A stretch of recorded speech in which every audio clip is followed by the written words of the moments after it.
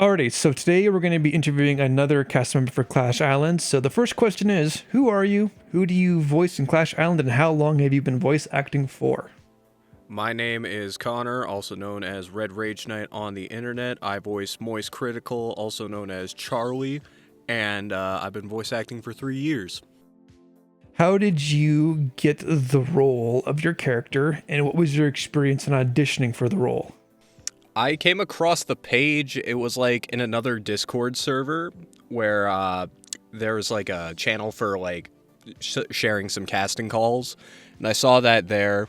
I saw the role listing, and I was thinking to myself, you know what? I remember busting out a Moist Critical impression in a voice chat with some friends sometimes, so I figured I'd give it a go. And I was not expecting to hear back, but when I did, I was pleasantly surprised. I was like, oh man, this is awesome. Okay, so you didn't get it through my other like channels of advertising. I think I went on like Facebook and Casting Call Club. I think that's where you actually applied for the role. Yeah, I mean, I did apply on Casting Call Club, but the Casting Call Club link was like, it was passed through a Discord server that I'm a part of. And yeah, that's where I discovered it. Oh, okay. Well, that's interesting. Didn't know that was a thing. I'm discovering a whole lot of secret Discord shenanigans these days, which is interesting. Yep. Alrighty, so what do you like most about playing your character, and what about them do you find interesting? I love Moist Critical just because of his voice, and also I just think he's like, the way he describes something, his description, he's got a very wide vocabulary. Like when he's trying to roast something, he will just bring out the craziest verb, nouns, and adjectives. And then in terms of playing him, my favorite part is absolutely doing the random noises. Like the most unexpected noises, like something like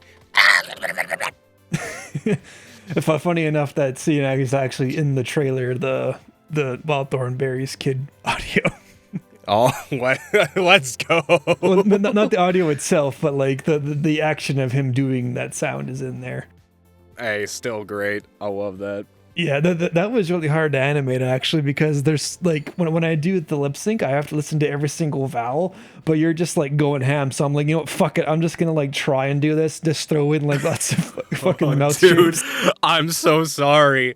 I was not I didn't even think about how hard that would be to animate coherently. Well, I was the one that told you to do fucking wacky Nickelodeon character voices, so it's totally I get on you. me. It's at that point where it's like, okay, let's just turn his head around so that you don't have to do the lip sync.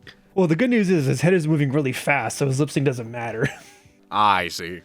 Yeah, so, but yeah, we get lots of fun with Moist Critical because, like you said, he's got lots of like a vast vocabulary of like things to say. Like I was just watching his live stream where his Apex team was playing, and one of the guys on the stream was saying that he's happy Charlie was watching, and I think he said something like, "Let's make this." He's like, "Let's make this round like my ass and wipe it."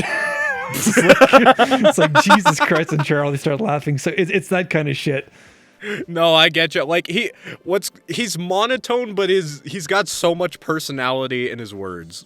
Yeah, he has a great way of like doing. It's almost like a Family Guy non sequitur he does, where he says he starts off his sentence with one thing and then ends it abruptly with something else that's totally out of left field. So he gets exactly that kind of feel. Like, and people will see in the actual pilot the amazing fucking Moist Critical line that we got in there during that one confessional. Yeah, the can of soup at night one. The can of soup at night. We had such trouble recording that line because you couldn't stop laughing while trying to deliver it. We had to break it down. It's into a mix chunks. of that and also like me just suddenly developing like a speech impediment midway through with my stuttering. Yeah, it was a fucking journey to get that line through. I think it was both. I think it was really funny, and the pressure to get that line correct was made a lot of stuttering happen. So exactly. But yeah, I think the hardest thing going forward is going to be writing Moist Critical type shit like that, because it's so fucking hard to come up with that shit. No, I get you. At that point, I feel like just like somebody needs to make like a Moist Critical phrase generator. That would make it so much easier. Yeah, they're so out of left field. I gotta really study more Moist Critical videos to kind of like figure out a formula and how to recreate them, because they're just so crazy. I get you. You did a good job for the first episode, though, I think. I got one. I need to have a banger every single Clash Island episode going forward. So let's go into the next question. Did you do any research on who you'd be playing, and what did you discover about them that helped you play them better? I mean, I didn't really do any research so much as I am like a casual watcher of Moist Critical. I just see his videos every now and then I'm reminded of like how batshit insane he is. Yeah, I don't know. I just like that he's into like so many like different things, like esports and whatever. Like just like the vast amount of shit that he's into is kind of crazy. Like he owns yeah, like he's got so much flavor to him. Yeah, he's got the Moist Wrestling League. He's got, apparently he owns, I'm not sure if this is true, but apparently he owns like card shops, like, where people buy like trading card game stuff. I did not know that. One of my sources said that he owns trading card shops. Maybe I'm totally wrong. Maybe I should validate my sources first. That's entirely possible that he is. Most likely. He's really into trading cards. Like he's got his Yu-Gi-Oh collection in his room that's all framed and shit. So it's kind of, I'd assume that he's into a bunch of stuff, but it's just that the amount of crap that he's into that makes him so interesting. So yeah, I can imagine. Yeah, and I guess as I answer the next question is, were you a fan of them before you were cast as them, and do you have any history with that person? Like, do you have any history with Much Critical? Like, I just kind of watch them every now and then. I don't like actively wait for new videos. Sometimes I'll just see them in my feed and be like, okay, you know what, this might be a good watch. Okay, the main reason why I asked that question is because the voice actor for Sea Dog VA was actually in a Sea Dog video as it's from when Sea Dog VA was trolling Casting Call Club. There's a video out there where specifically the guy who voice acts Sea Dog in Clash Island is at the very beginning of one of the Sea Dog videos, and that's Dirty Daniel, the one. I see. I mean, I wish Moist Critical knew of my existence. Well, maybe he'll watch it on stream and we'll get lucky. So that would be fire. There's that. So here's the next question. What was your initial thoughts on the script without revealing spoilers? My initial thoughts, it felt like it was a total drama episode. It definitely gave off that vibe, but like mixed in with the YouTubers. Like I felt like it was a perfect blend, personally. All right, perfect. Yeah, like when I've been doing this total drama shit for literally years. I'm literally like old man of the total drama community is what I'll put it. I've been releasing shit since like 2008, 2009-ish. I've been doing total drama shit. Going from like rough as fuck, like sketching on pieces of paper in my room with like a literal like handy cam that shoots in like 480p, like pointed down on a tripod type shit. Yeah, I getcha. To now doing this, so yeah, I guess I'd be good at writing something that's very total drama-esque if I have been doing it for so many years. At least I'd hope so. No, I getcha. I mean, like, imagine all that effort, and then you write an episode of, like, The Big Bang Theory or something completely out of left field. God, I've been seeing lots of Big Bang Theory videos in my YouTube shorts. Bazinga. All right, so the next question. What would you like to see happen in Clash Island, and what aspects of the project make you excited to be a part of it? I want to see Moist Critical bring out the mags in some way, shape, or form. Some Sneeko type shit? Exactly. Yeah, these aren't clips, these are mags, and just pulls it out. Other than that, I mean, personally, I'm the type of guy that just likes to wait and see what happens.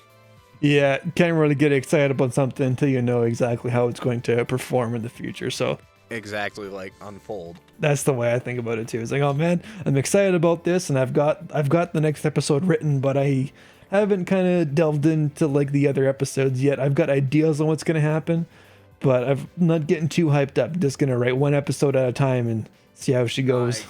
I get you. And with that process, I feel like comes more like quality, creative writing. Yeah, because like if I wait to write them, I can actually put more modern shit in there, like South Park does. Exactly. I actually wrote episode 3 to be a parody of the most recent pirate software incident with the running away. Yeah.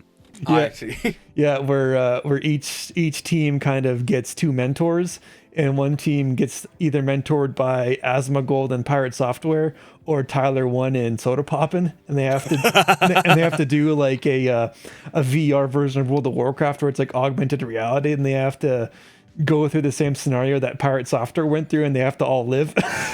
Nah, that's sick. I like that. I think it's really funny because I'm not going to reveal too much, but there's so much room for parody in there, especially with like Asmongold and Pirate Software being on one team and Soda Poppin' and Tyler One being on another. I think there's lots of room to have celebrity cameos, and that's one thing I actually wanted to do with each episode. Like I know episode 1, I guess we can't say too much about episode 1, but in the future, if it gets big enough, I would like to have like celebrity cameos for each episode. Yeah, I get you.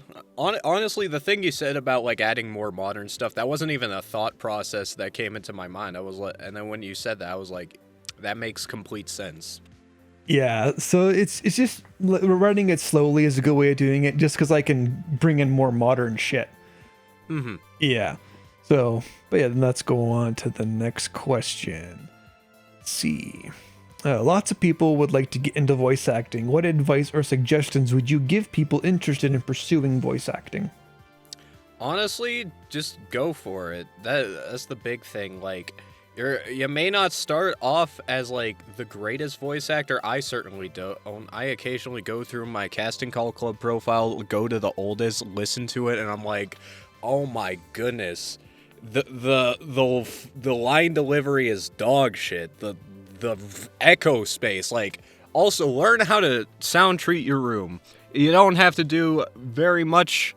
Like, you don't have to go out of your way to buy a booth, but make sure there's not a ton of reflection. That's another thing. Yeah, I think I see most people when they record, they put like a blanket over them in the microphone to at least reduce echo that way. Yes, that is precisely. That's like a very easy fix. Me personally, I went a little bit harder and just put curtains all around my little recording space. But yes, please learn to sound treat your space. You will not regret it. Yeah, there's lots of say this a nice way. There's lots of voice acting I hear, and there's lots of echoey and room noise, and just simple fixes make things a little bit better. Exactly. Like, I used to be like that. I used to just have no sound treatment at all.